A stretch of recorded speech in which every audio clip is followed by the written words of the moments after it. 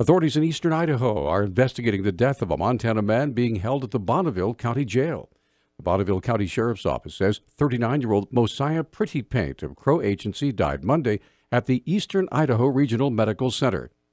Officials say Pretty Paint was found unresponsive in his cell on Sunday afternoon and was taken by ambulance to the hospital.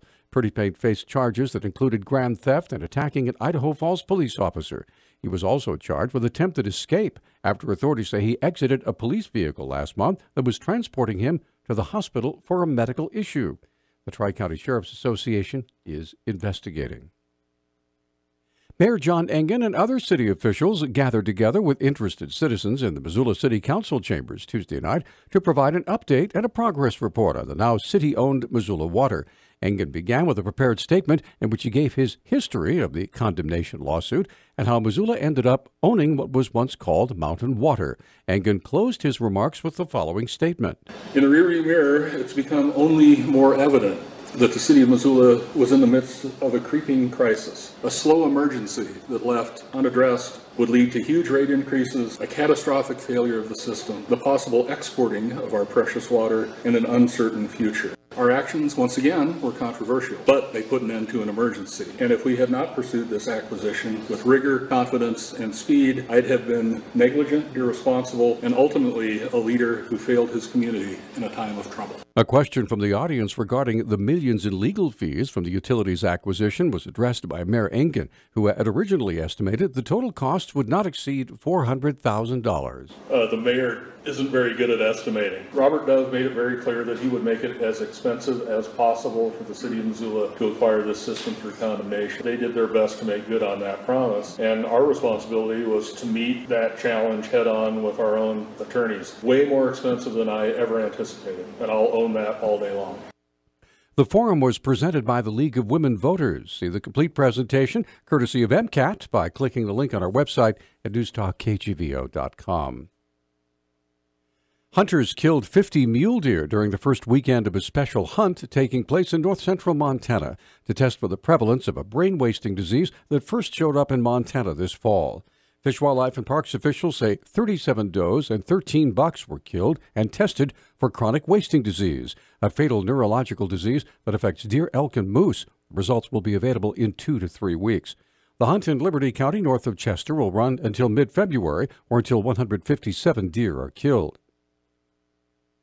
Hunters are required to submit their harvested deer for testing at the FWP office in Havre or a check station in Chester. Another special hunt is going on in Carbon County. The Montana State Fire Marshal was called to Big Arm yesterday after a fire was reported late Tuesday night.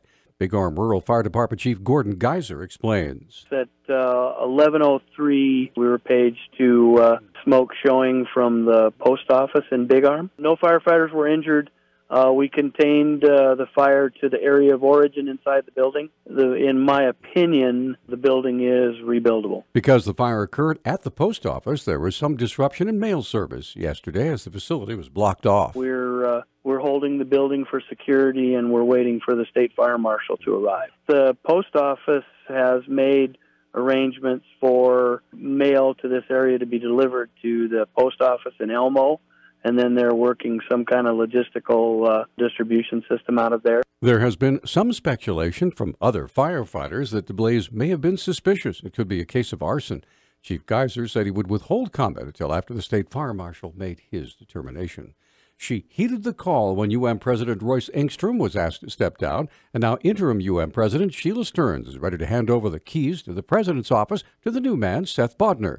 Stearns said the past 13 months have been challenging as well as rewarding. We have a great university with graduate and undergraduate Missoula College programs, but they have been funded for several years as if we have the same revenue from tuition from students that we've had for 4 or 5 years previous, and we don't. We will grow those numbers of students again, but in the meantime, we really do have to adjust the budget to the revenue. Stearns said in the last few weeks, newly appointed President Bodner has been shadowing her to learn the ropes in the president's office. The transition has been smooth. It has 2 more days, Thursday and Friday, and very collegial. He's bright and interesting and receptive, and he asks lots of questions, and I don't give advice unless he asks, but he does ask. Stearns said she's looking forward to spending more time with her family.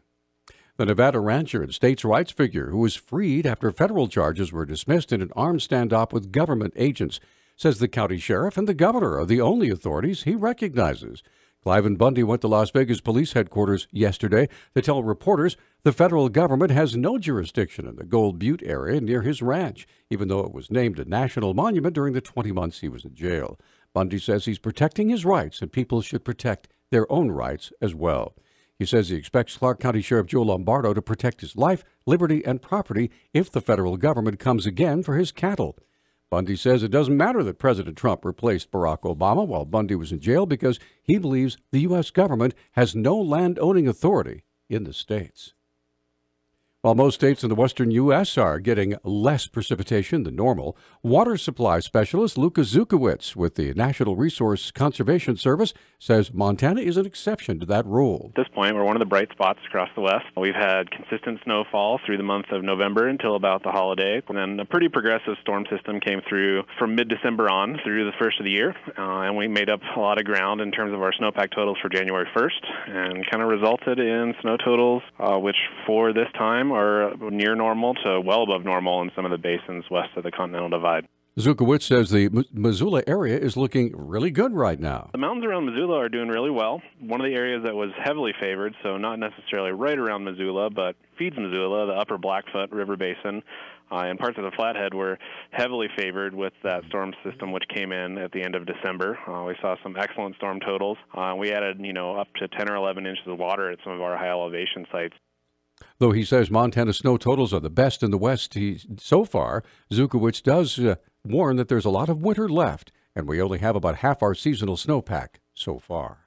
Our News Talk time is 6:12. Newstalk, KGVO. Missoula's official weather station. A little bit of light snow is expected early today with snow accumulations up to 2 inches. Temperatures into the afternoon will warm above the freezing mark, and that snow will change to a rain-snow mix. I'm meteorologist Brooke Foster for Missoula's KECI 13.